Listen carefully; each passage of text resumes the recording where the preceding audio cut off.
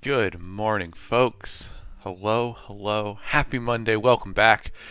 Who's ready for a good stream today? I certainly am. Hope you are. Hope you had a good weekend. Glad to have you back. And wonder what this week's got in store for us, huh? We're going to find out together. At least for the next hour or so.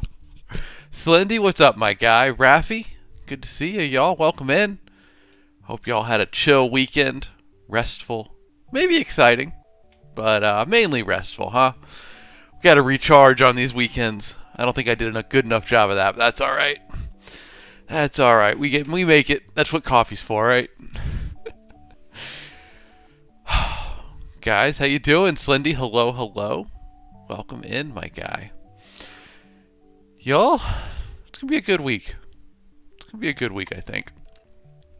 Got a lot of work to do, a lot of writing ahead of me, but that's how I like it. Not a lot of other stuff, just a lot of long days of sitting at the keyboard typing out words. We're going to put some major progress into this book this week. Raffi, you said restful? Never. Yeah, that sounds about right. That sounds about right. Hopefully you at least got some good sleep last night. Though I think also probably not the case. But we are here anyway, so let's rock and roll. See what we end up talking about today. It's always fun not knowing what questions are going to come in, what folks are going to be curious about. But that's why we stream, huh? You never know what's going to go down. It's a lot of fun. Imran Cater on YouTube, my friend. Hello, hello. You said, what books do you make and what type? Well, I can answer that for you. Here's a lot of my books right here. And you can find them all on Amazon or the links in my bio. They're also on Audible. They are audiobooks. Mostly right now I've been making a lot of fantasy books. And this is my newest one. It's a fantasy comedy about goblins on a road trip.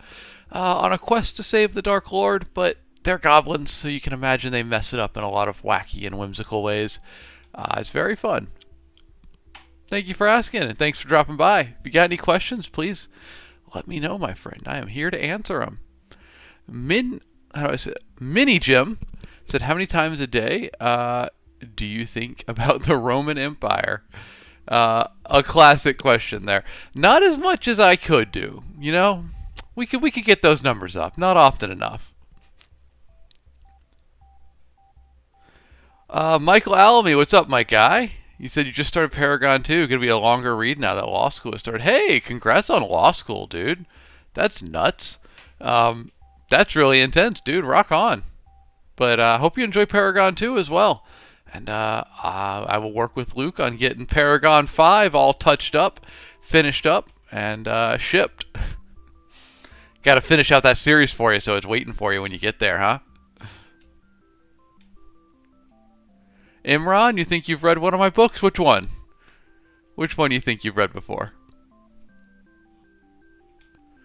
Rafi, you said... Wait, who said that? Slindy, you said it's cold in your house?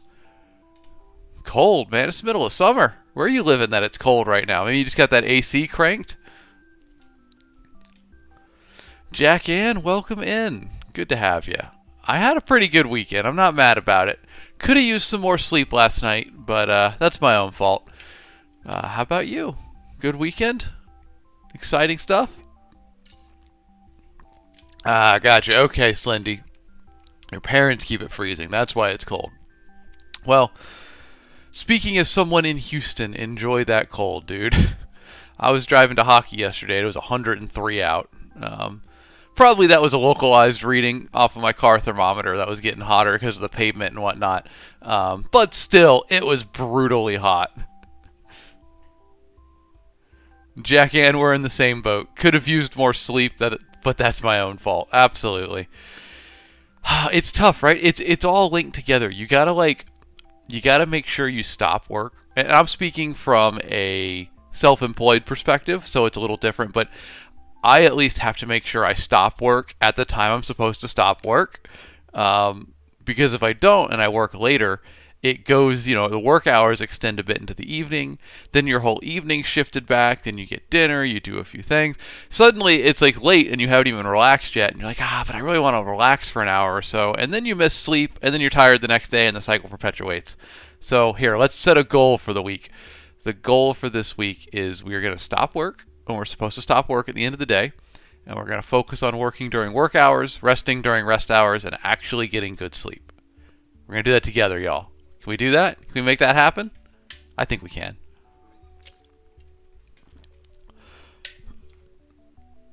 Well, shake on it, Slindy. We're going to make it happen. Slindy, if you're cold, man, just crack a window, maybe. I mean, it's going to waste some AC, probably, but it'll warm you up. It'll warm you up. I do feel bad about wasting the AC, though. Hey, congratulations, Slendy. Losing the weight, man. Rock on. Let's go.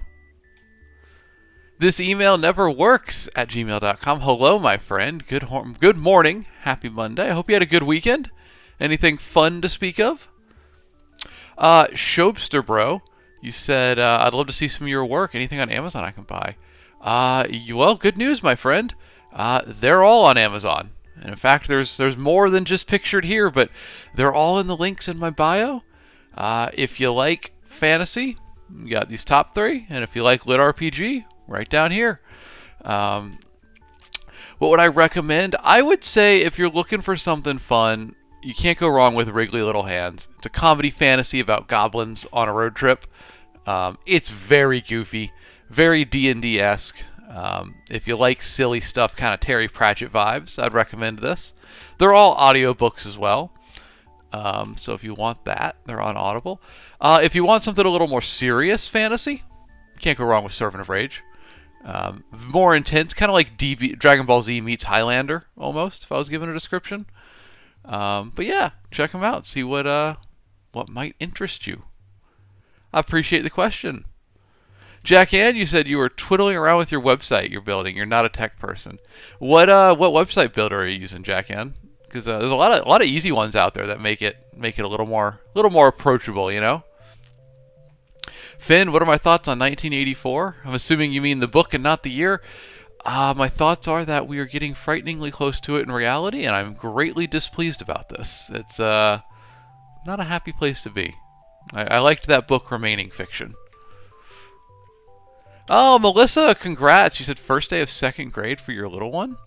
Rock on. I hope they have a good day at school. That's exciting. I guess it is back to school everywhere. I've seen all the school buses on the road. Everybody clogging up the streets, taking their kids to school. Man, I feel bad for them. I personally would not want to have to drive a kid to school every day, deal with that long line of traffic and everything. But I don't know. Maybe that changes when you're a parent, huh? Aw, Shopster, thank you, my guy. I appreciate that. I hope you enjoy it. Thank you very much. It's a very silly book. Fly Zipblock, what's up, my guy? Welcome back in. You just got home from the night shift. All right. Well, good timing. I'm glad you're back. You can kick back and chill a little bit before you. Well, I guess maybe probably get some dinner, right? You probably got to eat. Jack Ann, you said Squarespace is the website you're using. Yeah, okay, that's where I was gonna send you. It is pretty relatively easy to use. It's not as good as it used to be. But I hope it goes well for you. It is pretty easy. It's pretty fun, in my opinion. Shobster, thank you, dude. Thank you for grabbing a copy. I hope you enjoy it. Feel free to swing by anytime. I'd love to hear your thoughts on it. Siraj, which is the name of my book. So I got a couple of them, but this is the newest one. Wriggly Little Hands is a comedy fantasy about goblins on a road trip to save the Dark Lord. And all the ways they mess it up, y'all. They're goblins. Don't trust them with important things. It's not going to go well, but it will be fun to read.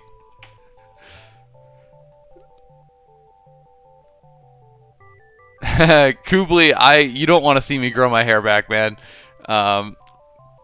It's not good. I started balding way too early. There is nothing to be gained from growing it back in. We're gonna keep it nice and smooth up top. I wish I could grow it back, but this is me now. Melissa, I appreciate you popping in, and I hope I hope the little one has a good day at school. It's good to see your name in chat for a little bit, if nothing else. Entertain JD, you just got home from school? You said hello from Sweden. Sweden? That's far flung. Rock on, man. Hello, hello. I wish I knew how to say hello in Swedish. How do we say it? Entertain?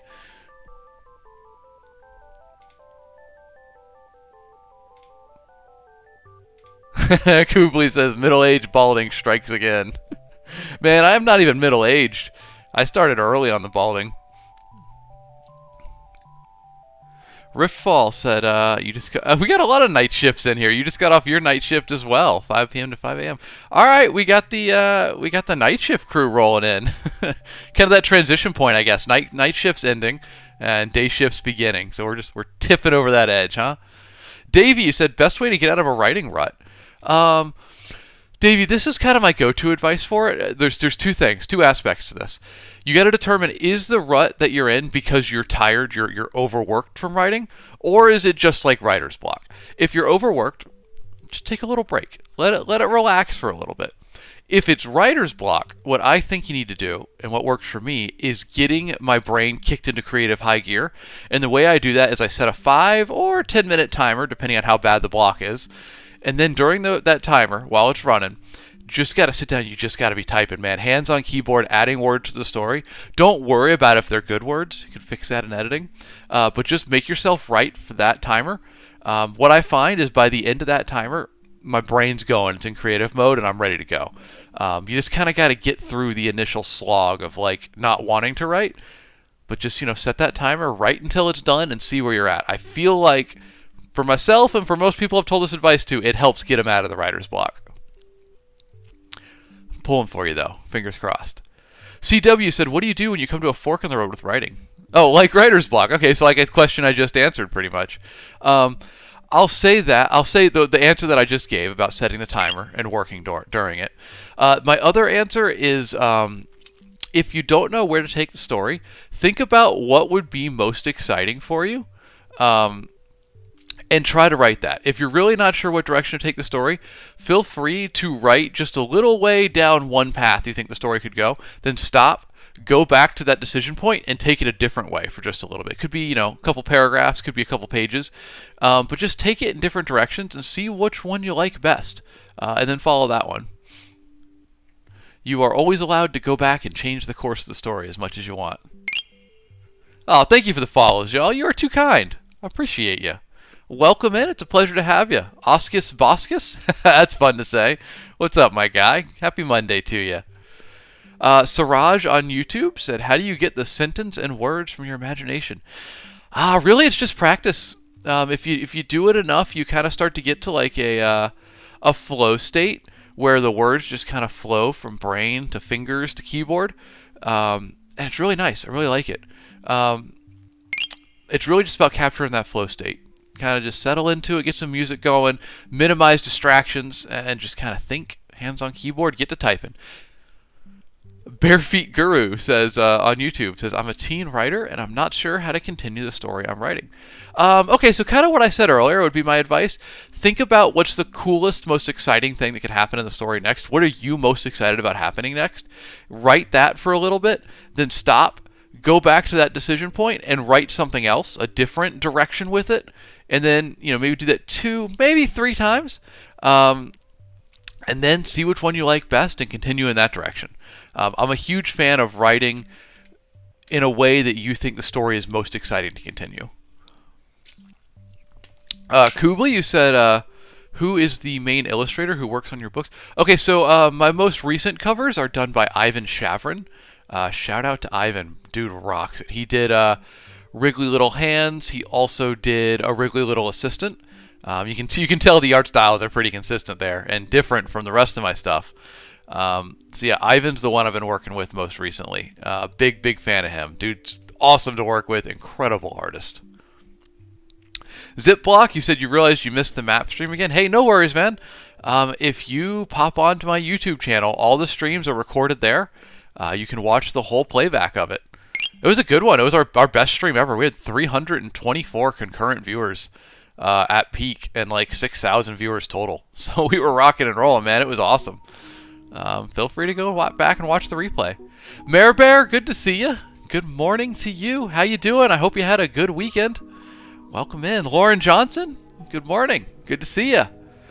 Thino Valisti, author/writer, said, good time zones. What's the best place / way to find manga/light novel style artists? Thino, what I would do is I go to ArtStation or DeviantArt, both of those, and I just kind of take a peek around there once in a while and look at what artists are posting. It's a really good place to find working artists. They maintain their portfolios there. And I just kind of keep track of artists whose style I like. And then when I'm looking for art, I start reaching out to them and seeing if, obviously double check. A lot of them will post if they take commissions, if they're up for hire. So double check that and reach out to them. But realistically, I just follow a lot of artists online and kind of have like a little Rolodex going of who's doing cool stuff, who do I want to work with in the future, and who's taking commissions. Siraj, I think you said you liked the art that Ivan does. Well, thank you. I will pass that on to him. I've nothing but compliments for him, man. He's so great to work with. River Porter on YouTube, you said you write and draw comics. Dude, very nice. Doing both sides of the coin, man. Doing the writing and the drawing. Rock on. Mare Bear says, hectic weekend. Actually looking forward to your repetitive auditing job today. I've been there. Some days the weekend's too much, right? You just kind of want to get back to work, kind of settle in, just chill. Hey, nothing wrong with that. I hope you enjoy it. Purge, I'm not sure what you mean. You said, is this a good mix? AC Clone Trooper and SCP. SCP, like the whole SCP Foundation shared fiction thing? Is that what you're talking about? I don't know what AC stands for in this context, so give me a little more context. I'll see what I can do. Riftfall, you said, any advice on whether you should bounce between writing projects or focus on one at a time? Okay, so this is a personal thing. This is going to come down to how your creative process works. Personally, I'm a momentum writer. I like to just stick on one story, build momentum, and just sail through that bad boy. That momentum really carries me through when I hit like around 80% mark of all my stories. I start to feel like, oh my god, this is terrible. What am I writing? This is all bad stuff. And the momentum carries me through. So I like to write for momentum. I like to stick with one story. That's a personal thing for you. Try both and see what works for you. Some authors, some creatives work better with multiple projects at once. Personally, I work better with just one. Just straight through, get it done, get momentum, and then keep on to the next one. Purge Trooper, you said AC's Assassin's Creed. Okay, I should have assumed that. Yeah, I mean, that sounds like an interesting idea. Sounds fun. Realistically, y'all, what it comes down to with ideas is it's really about execution more than anything. The concept needs to be cool and whatnot, but really it just comes down to how you execute on it, how you tell that story. Your voice is what's going to be unique, and that's what's going to make it stand out. So if you're excited about it and it feels like an idea that resonates with you, then rock on. I say go for it. If you're writing to sell, you're writing to publish and sell a lot of copies, and obviously take into account what's hot in your genre, what's going to sell more books. I'm always more of a write to your passion type person than I am a write to market person, but it is just a reality that if you're writing to sell, you should take into account what the market's doing. Write a story that's going to fit into that decently, and then apply your creative voice and passion on top of that. Keyshawn, good to see you. Welcome back. I'm glad you're tuning back in with us. Hope you had a good weekend. Do anything cool? Kubli says, have you ever thought about switching genres from the one you usually do?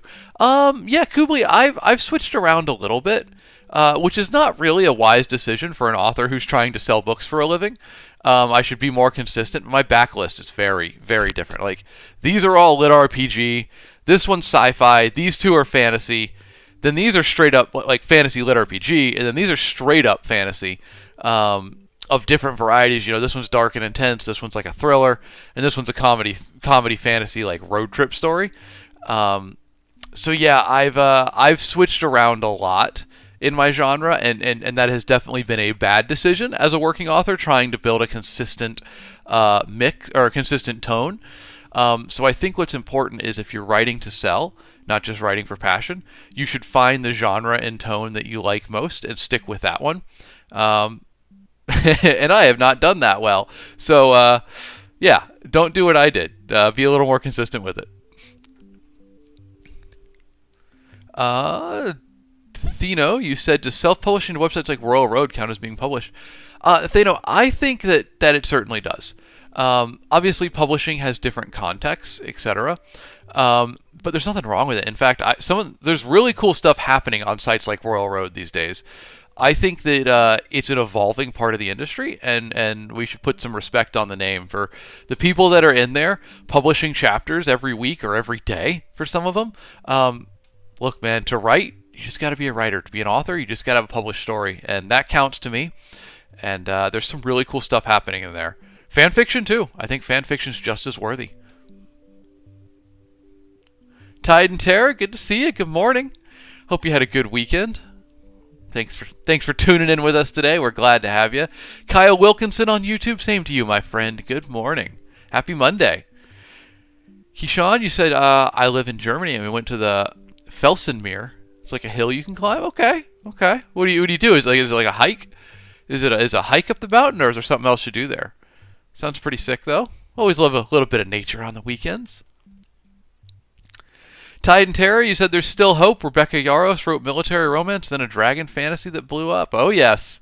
You're spot on. I think a lot of us are familiar with Fourth Wing. I have to check myself. I always call it Fourth Ward for some reason. That is very much not the name of the book, and yet that is what comes out my mouth every time I think about it. Yeah, I think we would all love to have a Rebecca Yarros style blow up. That's a lot of book sales, man. Hey, good for her. Rock on. Not personally my taste in books, but that's all right. Art's subjective. A lot of people like it.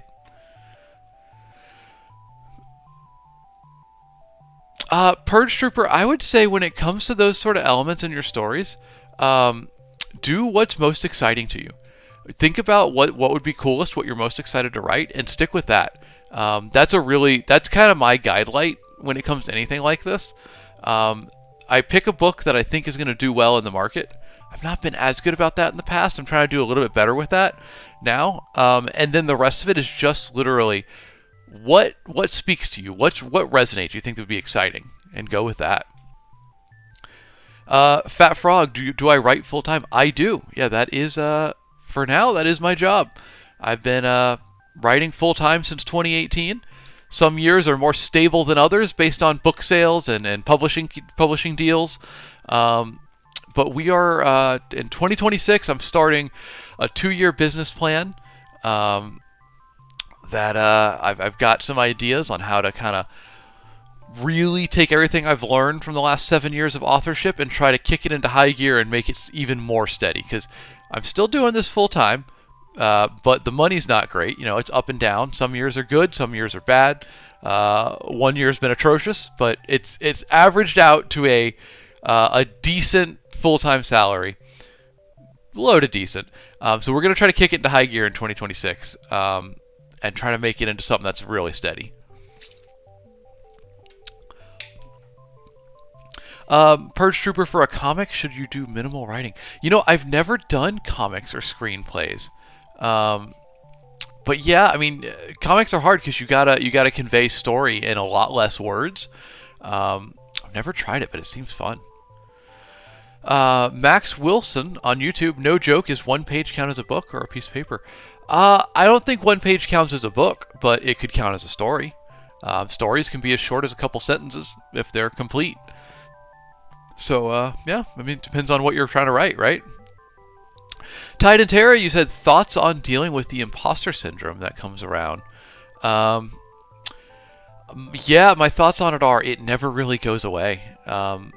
Look, y'all, I've got 10 published novels and a lot more on the way, and I still feel imposter syndrome at times. It's always going to be there. So I think we're always our own harshest critics, and self-doubt is always strongest from us. Like we are the ones that are always thinking like, you're just faking it. You're not gonna. This isn't real. You can't do this. That's a bunch of nonsense. You don't know what you can do until you try. So I would say don't listen to imposter syndrome at all. We're all just faking it till we make it, right? That's kind of the great secret I think you learn as you grow up is like no one really knows what they're doing. We're trying our best, but no one has all the answers. So just ignore that imposter syndrome. Keep going. You got this. You know what you're doing. And if not, look, you're learning. Every word you write is improvement. It is extra knowledge. You're getting better with every page you write. So just keep at it. Fat Frog, you said, sounds amazing. Best of luck with the writing. Just downloading Wriggly Little Hands on my Kindle. Well, thank you, man. I appreciate you. I hope you enjoy it. It is certainly my pride and joy of books. I hope you like it. Let me know what you think about it. But thank you for grabbing a copy. I appreciate you. Purge Trooper, you can certainly tell stories with mostly pictures. Absolutely. Might even be easier that way, maybe. I don't know. The font's throwing me off on that name. I literally don't know what it is. Uzazl, like Uzazel? How do you find ideas for a new scene? That comes to your plot outline. You should really have the... Okay. It's not a hard and fast rule. But, if you have your book outlined ahead of time, that kind of tells you what the next scene should be. Added on to... I like to pivot in the moment, so I plot my books out ahead of time, and then I just kind of go with it, and I let the story take me where it will to some degree, and that determines what my next scenes are going to be. So it's a mix between a rough outline and then kind of in the moment doing what feels right. Adopt Me Values on YouTube said, what books have you written? I have written these here and a few others, but these are all the book ones. We got Lit RPG down here, and we got Fantasy right up here. But you can find them all, the links in my bio. Thank you for asking. I appreciate it. This is the newest one right here. Let's pull it up big. Wriggly Little Hands. It is a comedy fantasy about goblins on a road trip to save the Dark Lord, but y'all, they're goblins. You know they're going to mess it up. They're going to get distracted. They're going to go on side quests, start a few fires, accidentally unionize some henchmen. Bunch of shenanigans. So feel free to check it out. It's on Amazon. It's on Audible. Ebook, audiobook, paperback, any format you want. Azazel with the Z. Okay, that's how I say it. Thank you. The font was throwing me off a little bit. Cursive Z's were looking a bit strange to me. Oh, thank you, Adopt Me Values. I appreciate it. You said the books look awesome. Thank you, my friend. Shout out to my cover artists, man. They're the ones that make it look good. Thino, you said, question, how should I promote my high fantasy light novel / novella series that defies common tropes / cliches? I would, are you talking paid promotion? Is it for sale?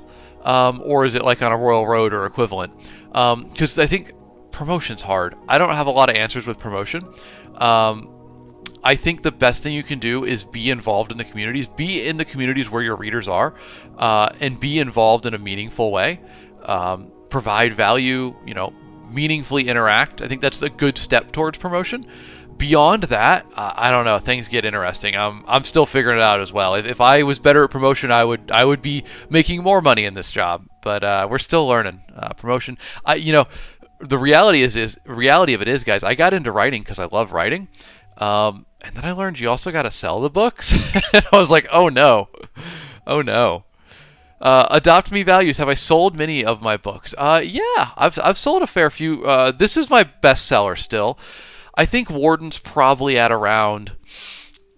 Well, hold on, y'all. We'll pull up the spreadsheet. I try to track my book sales. It's a little hard to do, but hold on. I'm going to pull it up here. See where we're at. Warden is estimated at around. Where is it? Do I not have it by books here? I've sold around 4,000 ebook copies of Warden, about 100 paperbacks, about 3,000 audiobooks, with 3.4 million Kindle Unlimited pages read. If we go to wow, I haven't updated Wrigley in a long time. Wrigley's approaching 12 or 1,300 copies sold across all formats. Paragon series, we're at. Actually, these numbers are out of date still. About 3 million page reads, 6,000 audiobooks, 1,300 copies an ebook. But I need to update these numbers. I haven't done it in a while. But yeah, we've sold a fair few copies, just enough to be middle class, middle class for author, maybe to mid to low list, I like to say. So it's very much a working man's author, I should say, blue collar author. All right, sorry, I missed a lot of questions there. Let's see. Catch up on them. Wow, a lot of questions came in. Mike Caldwell, have you ever had a story idea but no idea how to write it into a story?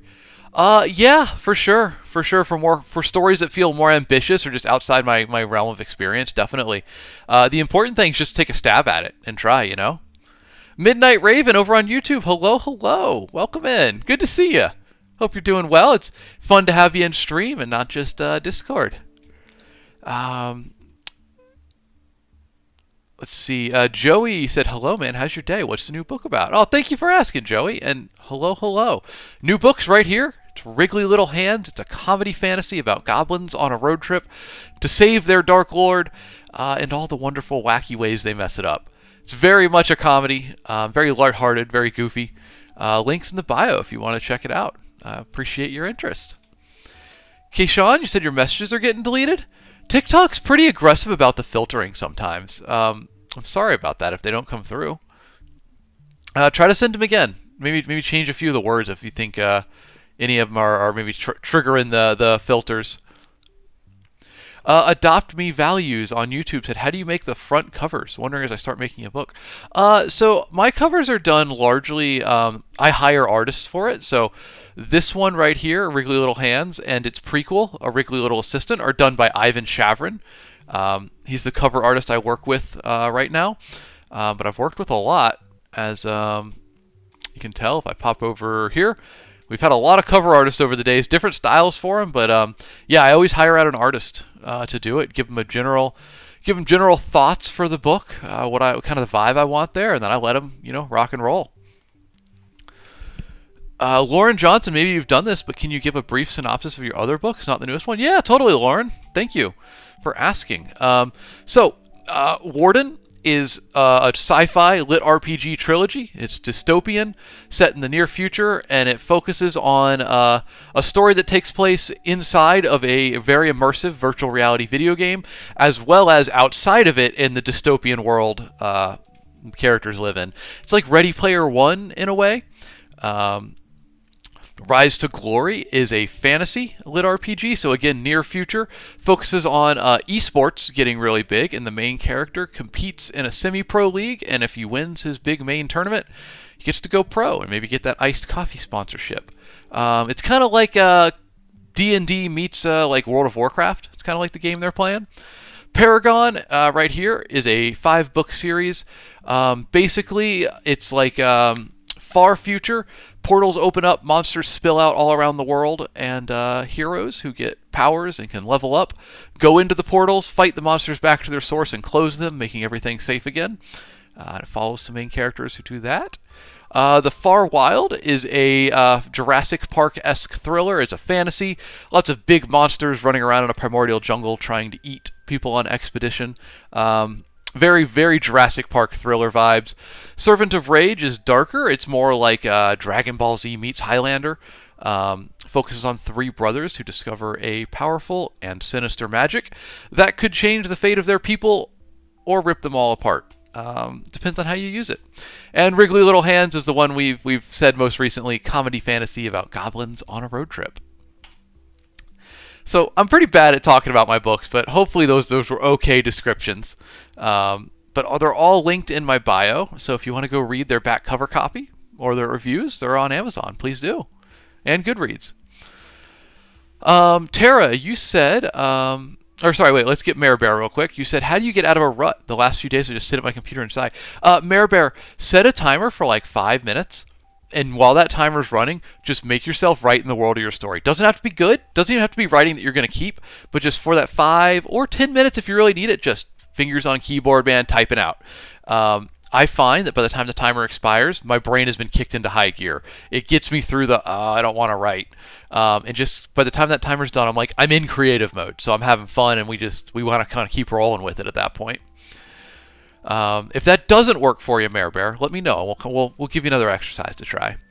Tide and Tara, you said for self-publishing debuts, do you think marketing should start before it's even finished?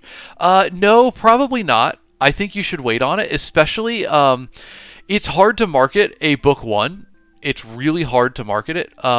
You should do a little market around promotion, around launch for it, marketing and promotion around launch. But probably not. I wouldn't invest too much before. Some people have different opinions on how to do pre-orders, but even those should start after the book is written and edited.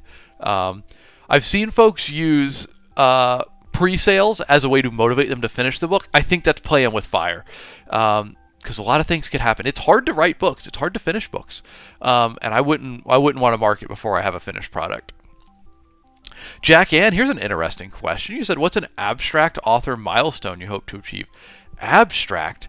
Here, I guess my abstract author milestone is to be at a point where I feel which is not content, but comfortable in the amount of books that I'm selling. I want to feel like, because like I say, guys, I make a low living wage doing this job. I would like to get that higher so that I feel a little more comfortable and can write a little less fast.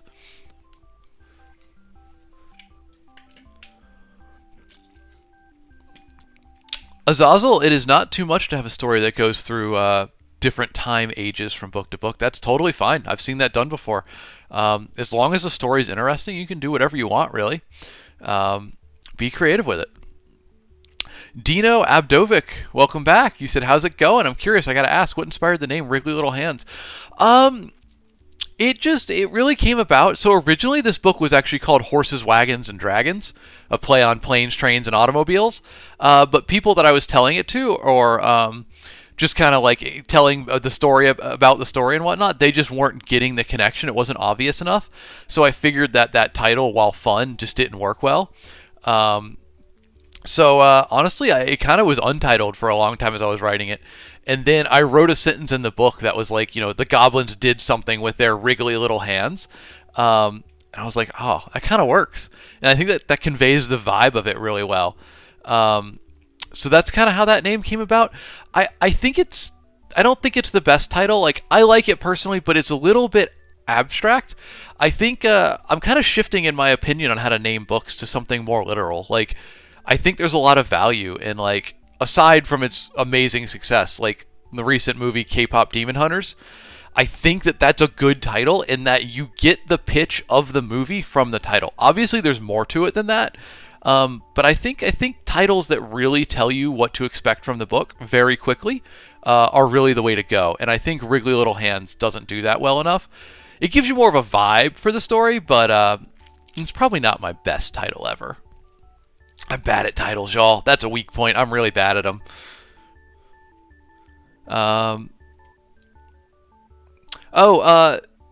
Yeah, Thino, take a look at the VOD if it froze for you.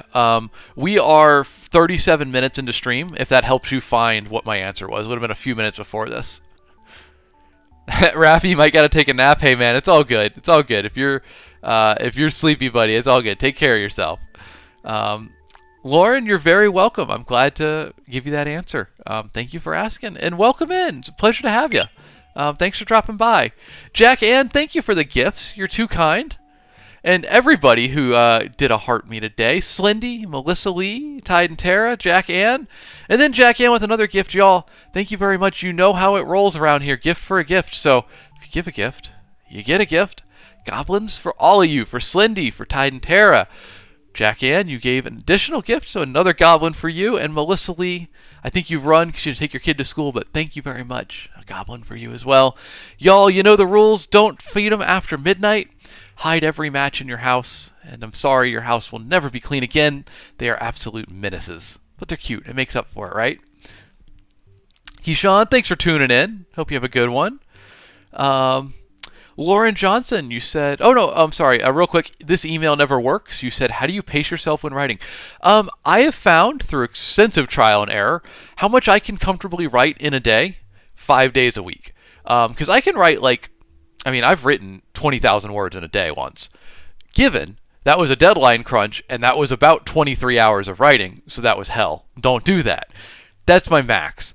Comfortably, I write about 2,000 words a day. That's what I can do every day of the week and not burn out. That took a lot of trial and error to find. So that's how I pace myself. I just know how much I can write comfortably in a day, 5 days a week, and I stick to that. Even if I feel like I want to write more, that's courting burnout, and you never want to do that. It's really going to be trial and error, I think, for you just to find where you're comfortable. Lauren Johnson, you said this may be a dumb question, but beyond book sales, how else do authors make money? I mean, really, it comes down to book sales. And the other one is selling series. Selling a series to a publisher and getting a nice advance on it.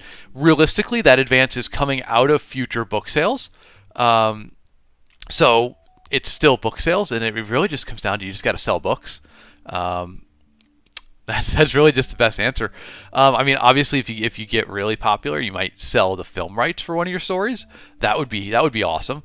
You could make money that way. But the core of being an author is selling books.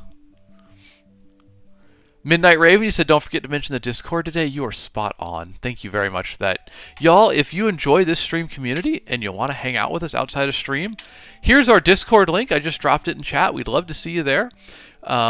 Please do come and hang out with us. We do a lot of fun things in the server.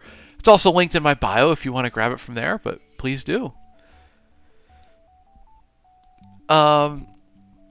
Dino, you said when you're selling the amount of books you want to sell, I hope we'll be getting signed versions. Well, good news, my friend. I do sell signed copies of Wriggly Little Hands. It's my only one that I have dedicated signed copies for. But the link's in my bio. If you want to grab signed copies of it, you can at any time. I sell them exclusively through my local independent bookstore. So you can support a small bookstore that's doing good things in the community and get signed copies of Wriggly Little Hands. Fat Frog, if you don't mind, how does money work if your book is on Kindle Unlimited? No worries. Yeah, no, y'all, please totally ask. I'm here for any questions. Kindle Unlimited, essentially, the way it works is Amazon pays. Every author in the program gets paid each month based on whatever the rate they set for that month is. The rate's determined by a lot of complicated factors. about how many people are taking part in the program, how much money they make each month, and that's divided out across all the authors in the program, and you get paid a set amount per pages read. It's a fraction of a penny per page read, but basically from reader to author, every page that you read in Kindle Unlimited, I get paid a little bit of money for that. So it works out pretty well. I make decent money from Kindle Unlimited. So if that's the way y'all want to read my books, please. That's why I put them there. However's easiest for you, please pick them up. Mareberry said Wrigley's such a good title, 3 words and a picture, and you get a sense of the story. Well, thank you. I'm glad it works for you. I am bad about titles, so I'm hoping to get better at it, but I'm glad that one works for you. It is cute. I do like it. I think my main issue with it is when saying it aloud to people, the word Wrigley trips them up. And you want a title to be relatively simple so that it doesn't trip people up. But it works, you know. Marluxia girl. Marluxia is a girl. There we go. Well, there goes me asking for an opinion on a title I had. Hey, look, you're welcome to ask. I can give you an answer. I just can't promise that I'm the best at titles. Jack Ann, you said you're just getting your team points. Well, thank you. I appreciate you. I appreciate the consistency. Shobster bro, you're back. You said, how do you get past writer's block? You're dealing with it for about 3 months for a script you're working on. My advice, my first advice is set a timer for 5, maybe 10 minutes if it's a particularly bad case of writer's block. And while that timer's running, you got to be hands on keyboard writing your story. You know, just go for it. Doesn't matter if it's bad writing. Doesn't matter if you're gonna cut it later. It's just about forcing yourself to write and to get past. I feel like writer's block is largely a mental thing, and if you can just focus on writing, I think you can kind of trick yourself into creative high gear. That's how I do it for me. Give that a shot. Let me know if it works, and if not, we can try a different exercise. The Phoenix, you said, how did you start ghostwriting, and are any of your ghost-written books popular?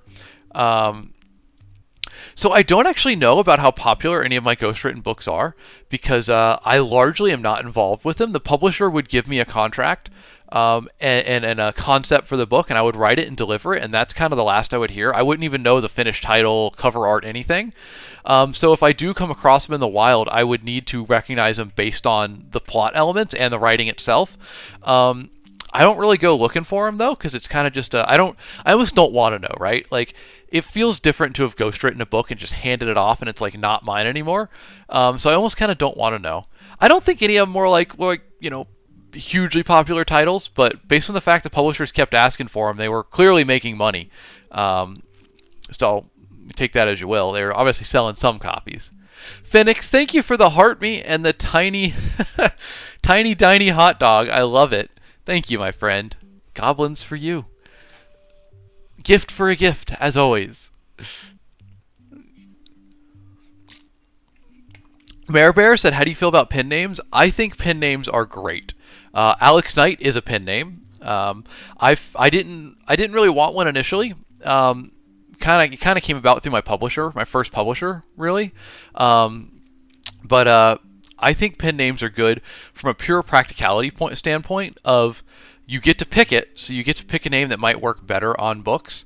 But more importantly, I think it's important to have a professional and personal distinction between your real name and your author name. It's nice for business accounts, etc., to have a name that you use for, like, if it's business, you use your author name. If it's personal, you use your real name. I have found a lot of value in that distinction. Jack Ann, you said having a book in Kindle Unlimited has been good for you too. Page reads definitely add up. They do. Jack Ann, shout the title. Shout the title of your book you got in Kindle Unlimited. Fat Frog, would you do writing streams? You'd love to body double with people. I actually used to do writing streams, Fat Frog. Monday used to be writing sprint streams, but the questions, I get so many questions that we kind of pivoted to answering them full time because there was clearly a demand that people wanted that answered. But no, we could definitely do writing streams again in the future. I like doing them. I'd love to do them. If you want to write with others though, Frog, on our Discord server here, I'll drop the link for it again. in YouTube and TikTok chat. In our Discord server, we have a writing sprints channel, and it's pretty active. A lot of the folks in there go in there, and you can start a timer for however long you want, and then write together. And at the end, it'll tally your total word count, and it kind of gives a little report card of who wrote how many words for each sprint and whatnot. Yeah, feel free to check it out. There's just some passionate writing sprint folks in there. Yeah, there you go. Midnight on YouTube's talking about it. One of our frequent writing sprinters. Dino, you said, as an author, how do you feel about people using AI like ChatGPT to write? Not to sell, just for fun. If you want to use it for fun, I mean, do what you want in your spare time. I think it's not ethical to use AI to write to sell, because it was built on stolen. It was trained on stolen works. Like, I know for a fact my books have been stolen and used to train AI. So it's inherently wrong in my opinion, because you're benefiting off the stolen work of others if you're trying to use it to sell. Obviously, you asked about it for fun.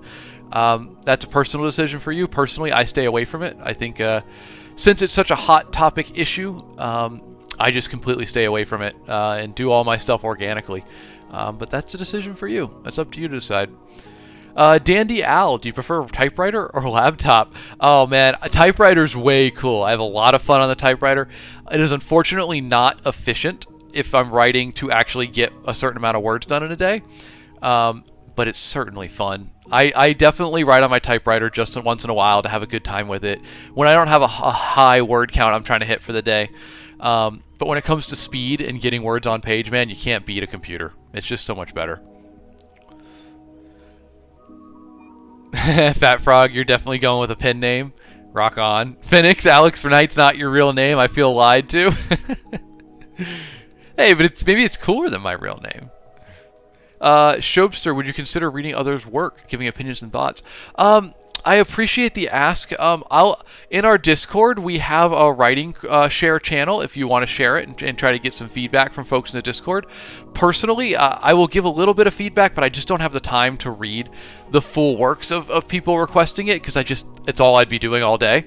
I'm honored that y'all value my opinion so highly, but I get probably 5 to 10 requests a week at this point to read and give input on people's stuff, and it's just, as a working author, I just don't have the time in the day to do that as much as I would like to. What I would say, though, I see this a lot, is there's a desire for feedback from other authors when you start out, and I think that it's not that valuable.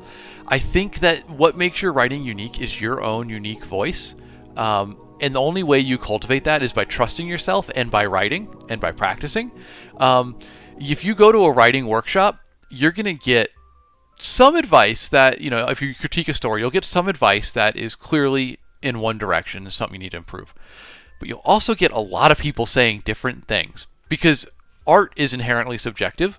And so everybody's got their own opinion about how it made them feel and how it should be changed or improved. And I think those opinions don't really matter that much. I think what matters for a good story is you having fun with it, writing something you're passionate about, and practice. I think those are literally the most important things. Dino, you said they steal that much from authors? I'm sorry, I'm not educated on this matter. Yeah, you're good, Dino. You're good. No, there's no harm in asking questions. Yeah, so basically most books that are published online were stolen and used to train large language models. Particularly, there was a big incident about a month and a half ago, and there's a database you can look up to see if your work was included in what was stolen, and all of my books were. It's very much they're moving in a move fast, break things, ask forgiveness, not permission. It's all tied up in legal nonsense, but there's not going to be any meaningful punishment over it. It's just a fact of life we have to accept and move on. But it's one more strike about why I don't like AI. Y'all literally stole my work to train it, even if it's just a small percentage of it.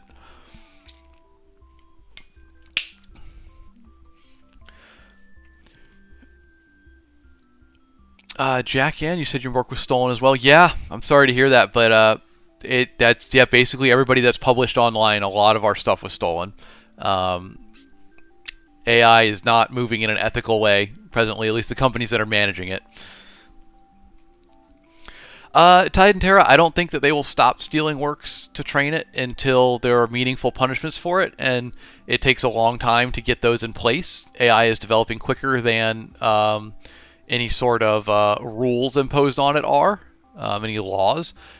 So they are intentionally exploiting that, in my opinion, to move as quick as they can, because it's like a Pandora's box situation. Once it's out of the box, there's no putting it away. And I mean, look at a lot of the AI companies are worth a lot of money. Even if there is pending litigation about how they got and built their business, they're still making money in the meantime.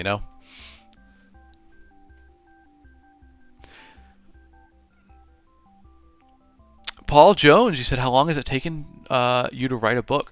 It's taken me as long as several years for my first one that went through a lot of rewrites because I was uncertain about it, to as quick as about 2 months. And I try to aim for about 2 to 2.5 months now for my writing schedule.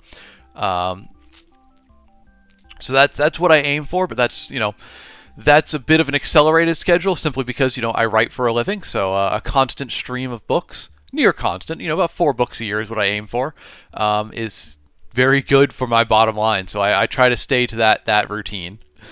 Midnight Raven on YouTube, I'm sorry that your work has also been stolen to train AI. It's really rough, right? It's not good. We have to just live with it and move on, but that doesn't make it right. Yeah, Phoenix, you're right. Project Gutenberg exists. It's a wonderful, wonderful database of free books. Could have just gone with that, Zin502, you said, are you self-published or do you have agents that you regularly go to? So Zin, I had an agent when I started my career. My first book was going trad pub with an agent, and he got involved in a scandal in his personal life that rightfully saw him bow out of the industry. But that also meant that me and all of his other clients got our books dropped overnight. And because the agent would not respond to tell us who he had queried the book to as far as publishers, no other agents would pick up our books. So me and all of his other authors just basically had our first book completely trunked and unpublishable after him. So that was rough. Since then, I've been working with small presses. I've been working with publishers directly. I've worked with Audible directly when they commissioned 2 books from me. And then I've recently begun experimenting with self-pub as well. So I've kind of done all 3 different routes for it. Not a true fair test of traditional publishing, though. What's my most successful book? So my best-selling book is Warden, right here. It's book 1 of a trilogy. My second best is Wriggly Little Hands. But Warden was published in 2018. Wriggly was published this year, about 2 months ago, and is rapidly catching up to Warden. So we'll see where the chips fall on it. But yeah, Warden's still my best-selling, and my wife tells me it's still her favorite book of mine. So apparently I nailed that one right off the bat. Simp1X, can I ask when you went bald? I realized last year that I was balding pretty badly, and I said I'm not going to cling on to it, so I just shaved it all off way earlier than I probably needed to, but like I was starting to see balding that displeased me, and I was like, we're not gonna cling to it, man. We're just gonna dive head first into dealing with it, honestly, it doesn't bother me. It's really not a big deal. Honestly, what bothers me about it is it's actually more work to stay bald right now than it would be just to be balding, because I got to shave my head every week, and it takes like 45 minutes to clean it all up, and that's annoying. I don't like wasting time on that. Karmatic, what am I working on now? So Karmatic, let's see, we just finished A Wriggly Little Assistant. This is a prequel to Wriggly Little Hands. So this one's going to be coming out. This isn't a full book. This is a novella, or a short story even. This is coming out relatively soon. After that, I am pivoting on to... We are finishing book 5 of the Paragon series. That's the last book in this series. It's going to be really nice to wrap that up. Then we are doing a sequel to Wriggly Little Hands. And then we are finishing the Servant of Rage, or the Blood Rage trilogy, it's called. Books 2 and 3 in that trilogy. That's kind of my next 4 books lined up.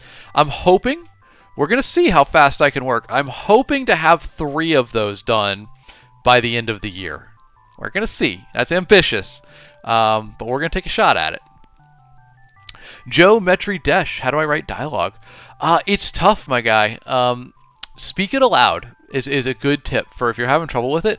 Speak it first and then write it down, because dialogue is really verbal language put into writing.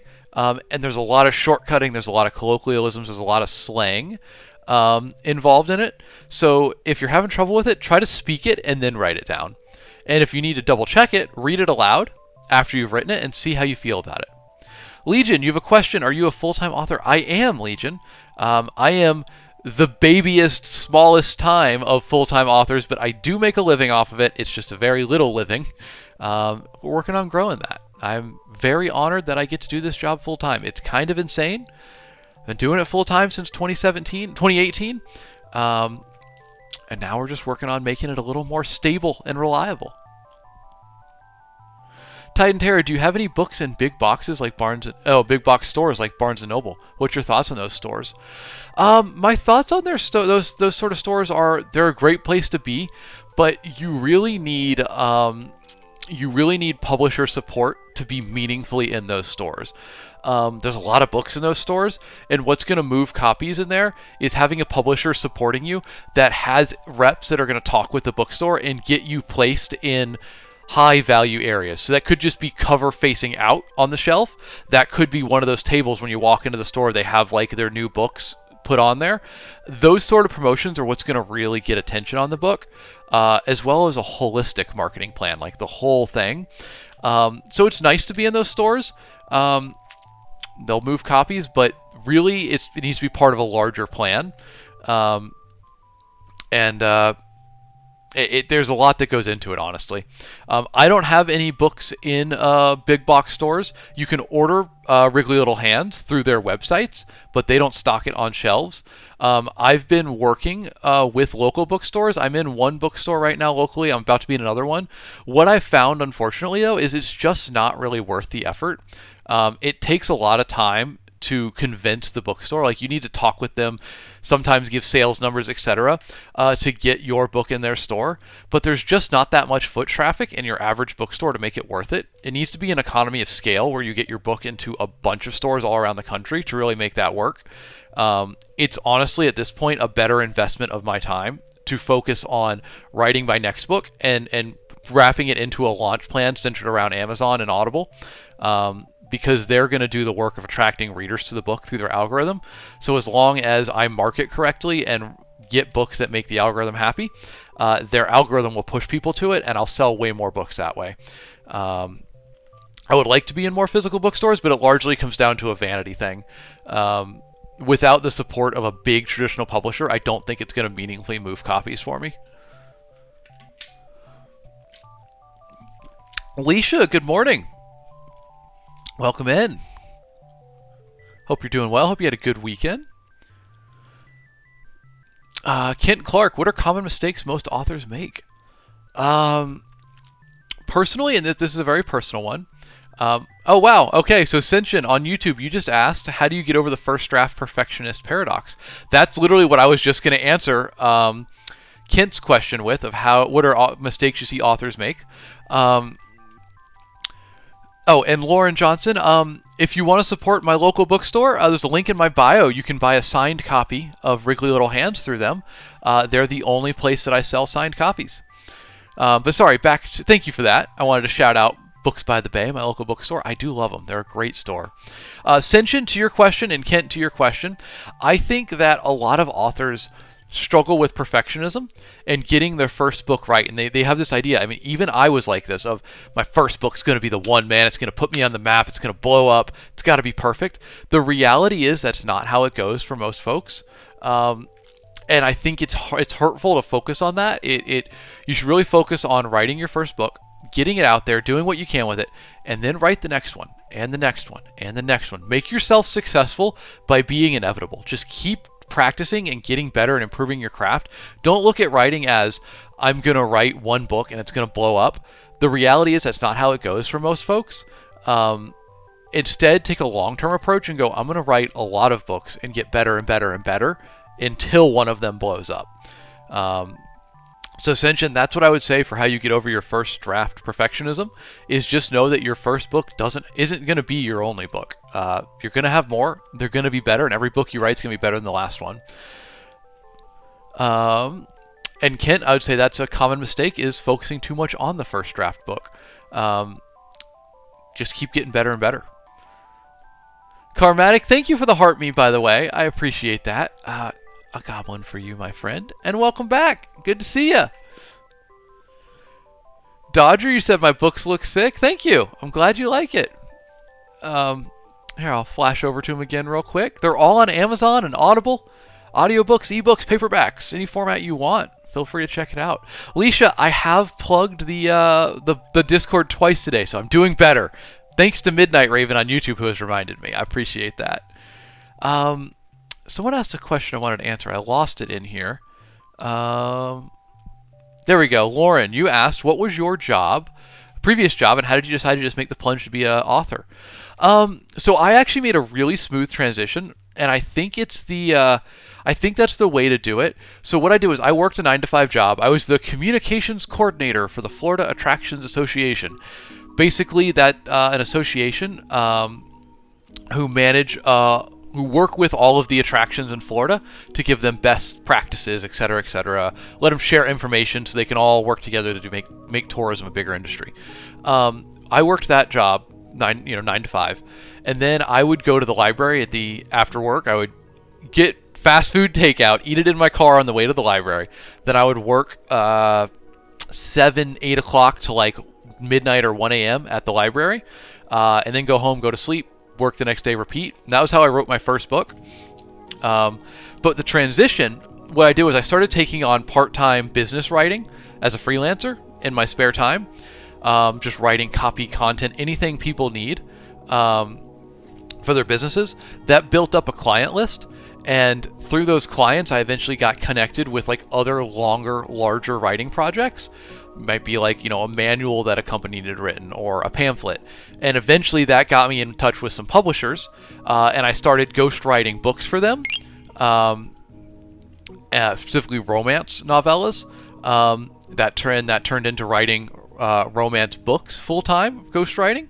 And I slowly dialed back my full-time job. I went part-time with it as my freelance income came up. And then when I went to ghostwriting, I just took the plunge and left my part-time job at that point, which had dialed back from full-time, and went full-time onto ghostwriting. And I've just been growing the income ever since, kind of making it work. 4-6, good to see you, my guy. No coffee just yet. I'm having my coffee after stream today. Right now we're hitting the water. How about you? Hope you got a good cup, though. I'm excited to get mine. Yeah, Phoenix, there you go. You're spot on. It took Brandon Sanderson 6 books to get published and more to get popular. I wasn't aware of that, but that tracks. That sounds exactly how it goes. Libby said, do you just start writing, or do you have do you have to know the end already? You don't have to know the end. It helps me personally. I have a rough outline, and then I kind of pivot as ideas come to me in the writing. But that's just what works for me. Give it different tries. Try to plan everything out, see how that works for you. If that doesn't work, plan nothing out, see how that goes. Maybe you're comfortable more in between. It's really just, you just got to try it out and find out what works for you. Ozzy, good to see you, my guy. Good afternoon to you. I guess afternoon where you're at, morning for me. Senshin on YouTube, you said, have you ever written a novella? Any tips regarding that? I'm writing one now and aiming to write a few of them before tackling the epic fantasy series. That's a good place to be, Senshin. Good thinking. Some of my advice to new authors, most common thing that I advise on here is don't write a novel right off the bat. Novels are long, they take a lot of time, they're difficult. Write short stories or novellas. To your question, Senshin, I have written novellas. In fact, I just finished this one, A Wriggly Little Assistant. That was a novella. And right before that, I finished this one, Thief of Honor, which is another novella. Both of these prequels to books I've already published. So yeah, I have written them. I think they're great, personally. They're great practice. They teach you everything you need to know for writing a fantasy, a full-length novel, but in less words. So I'm a huge fan of them. I say definitely start writing with them. And you said as well, any tips regarding writing them? My tips for them are that they need to have everything that novels have, but in less length. That's why they're such good practice. They need a beginning, a middle, and end, characters, conflict, resolution, but they need it in 10, 20,000 words. So yeah, I think they're a perfect way to practice. Treat them just like a novel, but shorter. World Spawn on YouTube, you said, question for aspiring writers, do you suggest them to write short novels? Oh, sorry, I just answered that one. Yes, I do. I think it's the best place to start.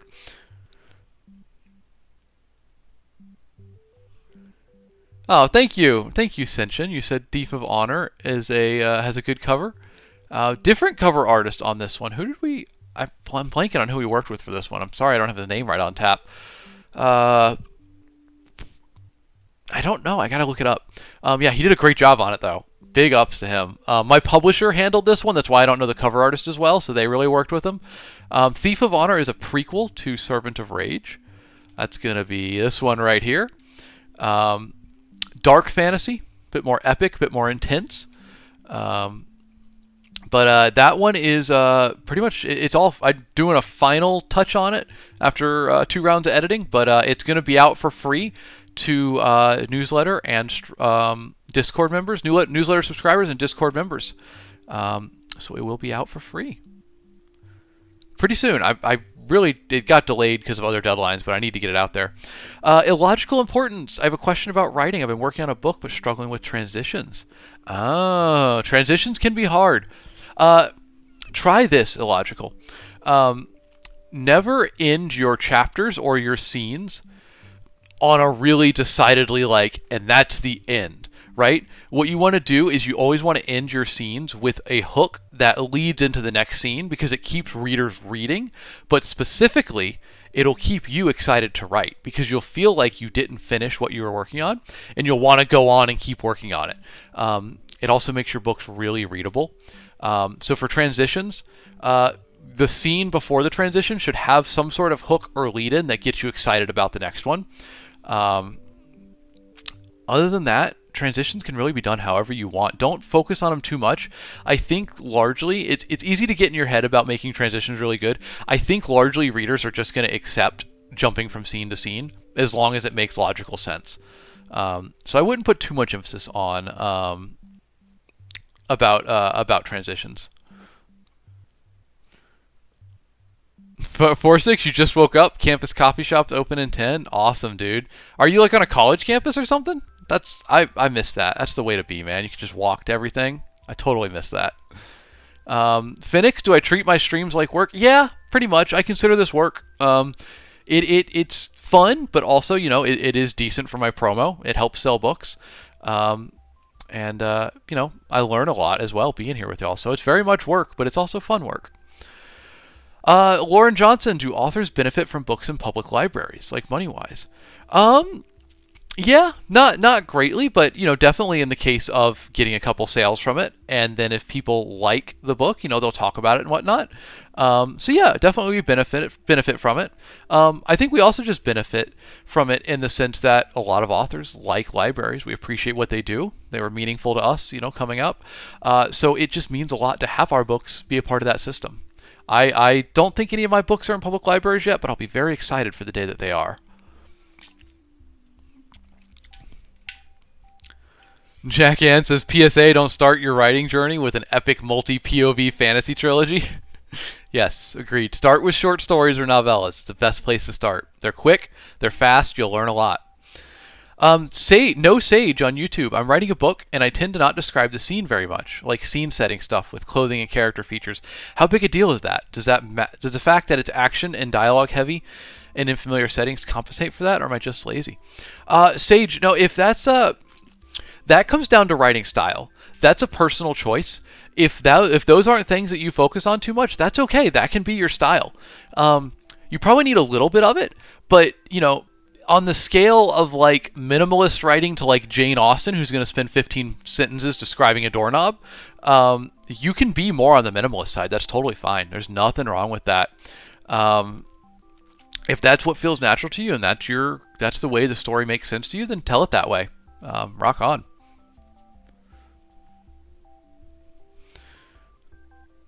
Leisha, what is it about being 15 that makes you want to write an epic fantasy? I for some reason, a lot of writers go through that. I was there as well. I don't know why, but it does. Dimmy9914IO, what kind of books do you write? So I write fantasy and lit RPG. These are some of my fantasy novels up top, and my lit RPG down below. My most recent is a comedy fantasy, Wriggly Little Hands, about goblins on a road trip to save the Dark Lord, and all the wonderful and wacky ways they mess that up. My lit RPG down here is a little more varied, but they're all linked in my bio. Please do check them out. They're all on Amazon and Audible, and I'd love for you to pick up a copy if they seem interesting to you. Oh, you're totally welcome, Lauren. Thank you for asking good questions. I'm always happy to answer them. And yes, I agree. If you have more questions, please stop by the Discord and ask them there, and I'll be happy to answer them. Senshin, which do you recommend, self-pub or trad? How does one get into traditional publishing? I don't really recommend one or the other because it's really about your specific, what you want to get out of your writing journey. Trad pubs, the more established way to write. It's got a little more framework around it, a little more vanity to it. Probably on average sells more books than most self-pub authors, but it's hard to get to. It takes a lot of time. It's slow moving. You're not guaranteed those sales. You got to deal with a publisher who will make decisions you might not agree with, but they have final say on your book. My voice is going. Self-pub is it's easy to do in that you control everything. It's hard to do in that you control everything. You have to commission your cover art. You have to format the book or pay someone to do it. So there's a lot more work in there. So self-pub is going to give you an easy yes, you can publish your book with the addendum of, and you need to do everything involved in that. TradPub is going to say, yeah, you can maybe publish your book if we think it's good enough, but if we do think it's good enough, we will take care of all the rest. So it's really about what you want out of that experience. As to how do you get traditionally published, you need to start by querying literary agents with your finished novel. And you have to first get a literary agent to say, yes, I like your novel and I would like to represent it to publishers.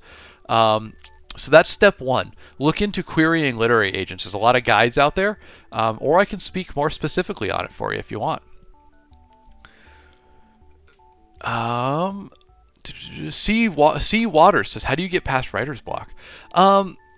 I like to identify is the writer's block from overwork? Am I writing too much and I'm burnt out? If that's the case, rest. If that's not the case, it's just kind of a creative mental block, I'll set a timer for 5 or 10 minutes, and during that time, hands on keyboard, you got to be writing in the world of your story. Doesn't have to be good, but you just got to be writing during that time. What I find is, by the end of that timer, my brain is kicked into creative high gear and I'm past the writer's block and I want to keep writing once that timer expires. It's really just about tricking yourself to get into the flow. That's what works for me. Different solutions for different people though. Millie, good morning. Good to see you. How you doing? Happy Monday to you. Jake Hartman on YouTube, hello to you as well. It is Monday, my dudes. Glad to have you here. I hope you both had a good weekend. Appreciate you tuning in. Jake, you said someone used to tell me you can't have a breakthrough if there isn't anything to break through. Oh, I like that. If you're not putting words on page, you're not making progress, right? Yeah, it sounds better though. You can't have a breakthrough if there isn't anything to break through. I like it, man. Good advice. C Waters, I hope that helps. Please do. If it doesn't, come on back. We can try something else for you. But I find that typically does it. Millie, I did see your comment when you were on your dad's phone. That was funny. I was like, I think this is Millie. Probably. Oh, thank you for the follow, Waters. I appreciate you being here. Appreciate all you stopping by, asking great questions today. Really good questions, everybody. Thank you. These Monday streams are always a fun one because we just get to talk writing in the industry. If I missed your question, please do ask again. There were a lot of them there for a minute, so I want to make sure I get you the answers you're looking for. But I appreciate y'all swinging by. As always, folks, I am author Alex Knight. If you don't know, I stream live Mondays, Wednesdays, Fridays, 7 a.m. Central Time, and maybe a few bonus streams in there. We'll see. No promises, but you never know. I might pop up. But mainly Monday, Wednesday, Friday, 7 a.m. Central. Wednesday, y'all. Wednesday is always a fun one. Come equipped with your favorite book. Tell me its title and we will pull it up on Amazon, and we'll read the opening lines of it live on stream, and then I will give you my perspective and thoughts on it as an author. Just looking at kind of dissecting those opening lines. What's the author doing well? What do I think they're trying to attempt? What style? Are they using a really hooky intro, or are they going for comedy? Like, we'll just talk about it from a writing technical standpoint. So that's always a fun stream. That's every Wednesday. So Wednesday, make sure you have your favorite book in mind when you come back, and we'll talk about it. And then Fridays, y'all. Fridays, we make fantasy maps live on stream. We've been rocking and rolling with our new one. We've done 2 streams of it so far. Been really fun. So make sure you tune in on Friday. Those are always my most popular streams when we do Fantasy Map Fridays. So I'd love to see you on that one as well. No Sage, you said, what is the best or worst simile you ever read? Oh man, I don't know if I remember off the bat. For worst similes, I probably just forgot about it pretty quick because I was like, well, that wasn't a very good simile, and moved on. Best, I'm sure I was excited about it in the time, but I don't specifically remember, honestly. I know that's not a fun answer, but I'm not sure. Phoenix, you asked, am I planning on writing more lit RPGs? I might be. No promises, but I think it's likely. I think there might be some more lit RPGs in my future. That's all I'll say for now, but stay tuned. We'll see. I gotta knock out those 3 books that I have right now through the end of the year. Fingers crossed it's going to be a push, but I think we can get it done. And then we'll be free up to talk about what comes next. What's my next book going to be? So my next book is going to be the 5th one in the Paragon series down here, wrapping up that series. And then a sequel to Wriggly Little Hands. That's what's on the slate right now. But these are also some of my books. They all have sequels, but here's at least all of my book ones. And the links are in my bio. They're on Amazon and Audible, ebook, paperback, Kindle Unlimited, audiobook, any format you want, we got it. Challenger Red, how much world building do you need / do before plotting? I am a fan of minimal world building before getting into the story, Challenger. That's just me personally. The amount of world building you want to do is purely up to you / what helps you in the writing.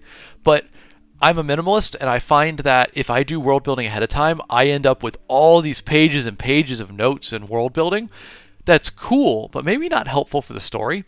And as a working author, time is very relevant in that I can't pour unlimited hours into this, so I need to make sure that my time working is spent advancing, making more books. And there's diminishing returns on how much world building pays off. I think once you have a really successful series, you can spend more and more time on world building, but as someone who is trying to write to sell books, I need to have the right amount of world building to tell a good story, but anything beyond that is just time, that's not been wisely spent.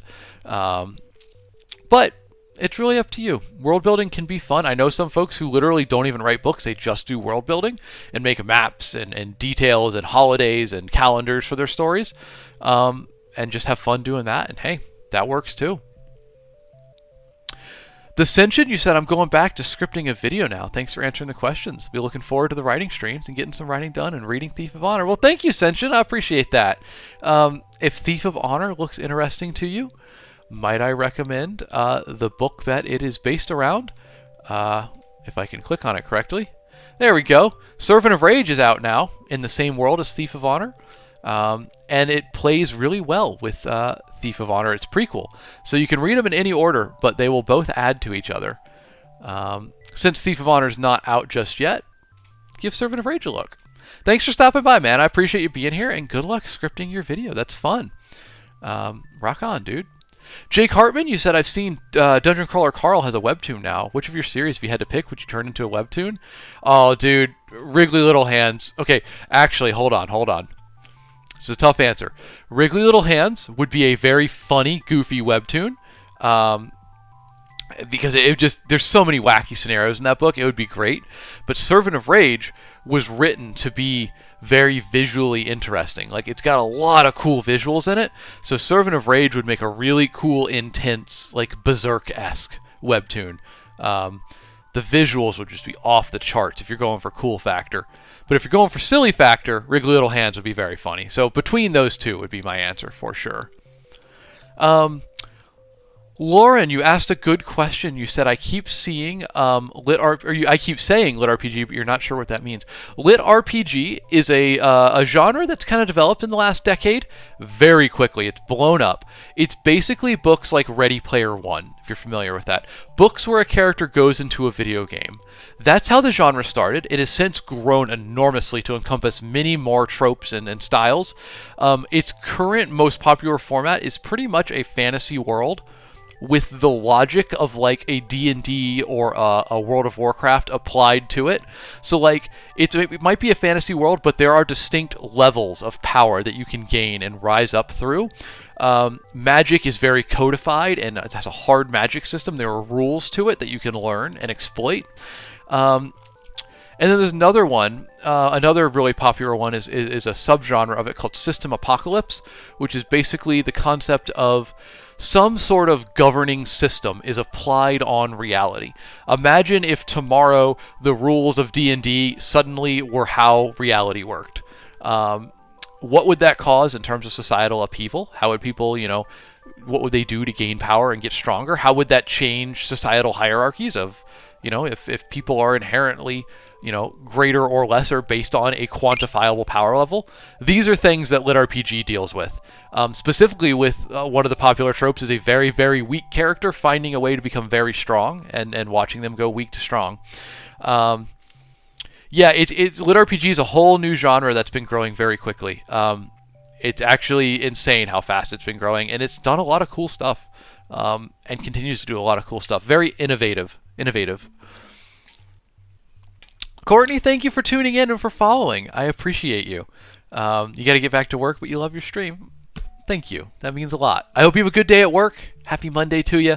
Come on back on Wednesday for our opening line stream. Gonna be fun. Ms. Pig, you said, what are Ollie's cousins' names? So Ollie's cousins, on the cover here, I don't know who is who. I'm leaving that up to the readers to decide. But Ollie's cousins are named Hob and Job, Robert, Lynn 1, Lynn 2, and Man the Goblin. Those are our 7 main characters. Some of them which are pictured there. As well as Horse, who I can't point high enough to get to, but, the horse in there. He was named by the goblins, and they named him Horse. Kat Dolly, you said, do you think one can do a Lit RPG novella? Oh, totally. Absolutely. In fact, I've written a Lit RPG short story, which is bordering on novella length. Hold on. Let's see. We can pull it up here. If we go to display capture, and then I pull up this, y'all should be seeing my website now. Let me double check if that's working. Yeah, there we go. If we go to my books and then go all the way to the bottom, right here, this is a short story from the world of Nova Online that I wrote for my publisher and for Sound Booth Theater. So this is actually a Lit RPG short story. Not quite a novella, but it's free online, so it's linked on my website if you want to check it out. I think you can absolutely write a novella or a short story in Lit RPG. No reason you can't. Format would totally work for it.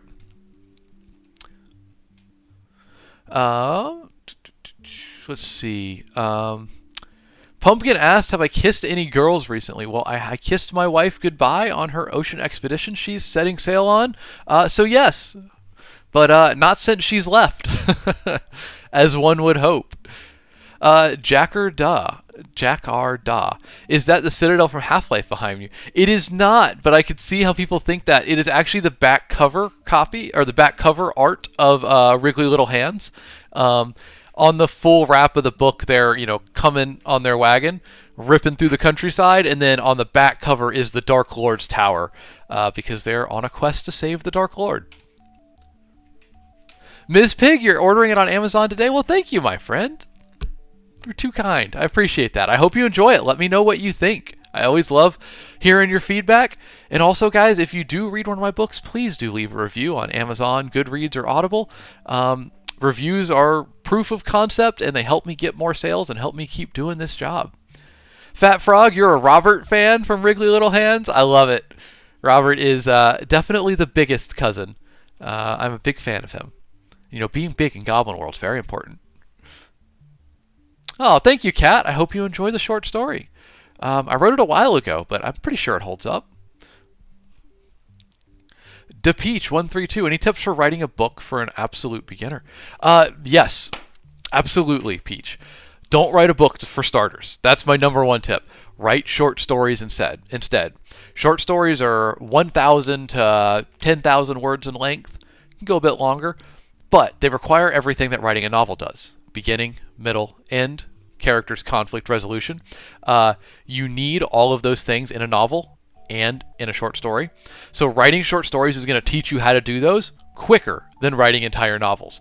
I think for beginning writers, they should definitely start with short stories, and you can submit short stories to free short story contests. There's a lot of them out there, and it could potentially get you feedback or even win some acclaim if you do well in those contests. It's how George R. R. Martin started his career. He won a lot of short story contests before getting publishers saying, hey, you keep winning these short story contests, will you write us a book? And then he sold books to publishers. So short stories, start with those. They're much more valuable than novels when you're starting out. Jake Hartman, does Wrigley have a hardcover? It doesn't. I've not released a hardcover for Wrigley Little Hands. I don't foresee doing so unless it sells like really, really well. Just because it's not really a book that I think needs a hardcover. It's supposed to be easy to read, kind of popcorn fiction, right? It's just an easy little book. I feel like a hardcover would feel weird for it. It's not a big epic fantasy tome, it's just a little goofy adventure. But hey, if it sells well enough, we could definitely do a hardcover release, maybe with some additional art and stuff. That would always be fun. I'd love to have that one day. I do have a hardcover of Servant of Rage with alternate art on it. So that is my only book that's also in hardcover. They're all in paperback, but that's the only one that has a hardcover. Whew, y'all, I am out of water, and my voice is going for some reason. I guess I was yelling too much at hockey or something. I don't know, but my voice is going out. But anyway, we are reaching the end of the stream. I appreciate y'all being here with me today. Thank you very much for joining. Been a fun stream. Everybody on YouTube, thank you for tuning in. TikTok, guys, it's been a pleasure. As a reminder, I'm here every Monday, Wednesday, and Friday at 7 a.m. Central. But if you want to hang out with me and this community outside of stream, well, I just dropped my Discord link in chat. Please do come find us there. We're rocking over 200 members in the Discord server now. We'd love to have more. Come hang out with us there. And I guess lastly, y'all, Wednesday. Come on back Wednesday, 7 a.m. Central Time. We are going to be I will be listening to your favorite books. Give me your favorite book titles. I will pull them up on Amazon and read the opening lines, and then we'll dissect them from an author's point of view about, like, what are the opening lines doing? Why do they work? Why are they good? It's always a fun stream. That's going to be Wednesday at 7 a.m. Central. I'd love to see you there. As always, folks, a special thank you to Kevin MacLeod of Incompetech.com for the use of his songs, Farm, Manor, Cottages, and Northern Glade, which have provided our background music today. As well, I would be remiss if I didn't mention Raffi the Engineer, who provided our 5th background song, Midnight at the Round Table. Raffi, thank you very much for that, man. He made that song just for this stream. How nuts is that? You're awesome, Raffi. I appreciate you. Also, a special thank you to my excellent moderators, who I appreciate doing a little bit of moderation today. Thank you very much, y'all. I saw y'all doing that. You're immensely valuable. Thank you so much. A special shout out to Melissa Lee 28, Raffi the Engineer, One Happy Harpy, Simp 1X, other name wasn't available, aka Slindy, Alicia T, and Aaron Winnick. Thank you, guys. I really appreciate y'all. Lastly, everyone, if you've enjoyed this stream, please do give me a follow so I can see you on the next one. I will be back Wednesday. I will be back Friday. Every Monday, Wednesday, and Friday, every week, we're here. I'd love to hang out with you again. Lil Izzy, you said, what author inspired me? I loved Terry Pratchett growing up. Terry Pratchett and Douglas Adams. Those were foundational authors for me. Definitely shaped my writing journey and helped make me want to become an author. Jake Hartman, you said, I always donate some books to the local library every Christmas to say thank you, and I figured they wouldn't have Wrigley. They probably don't, Jake. If they take donations, then by all means, man, I'd be flattered, be honored. I know that there's a process. You have to submit a request for libraries to stock books. I don't know how the whole donation thing works, but if they're taking donations, then I would be absolutely flattered. Thank you very much for thinking of me, man. I appreciate you. And Lil Izzy, thank you for the follow. I appreciate that as well. Y'all, thank you very much for being here. I will be back Wednesday at 7 a.m. Central Time. As we wrap up today, let me give a shout out to those still hanging out. So, Jack Ann, Slindy, this email never works. It was a pleasure to have you back. Thank you so much for being here, y'all. Lauren Johnson, thank you for your wonderful questions today. I appreciated it. Alicia, pleasure to have you. Sloyd, Sammy, and Dakota, thank you for tuning in with me. Lizzie LaBelle, an honor to have you. User 1480418667458.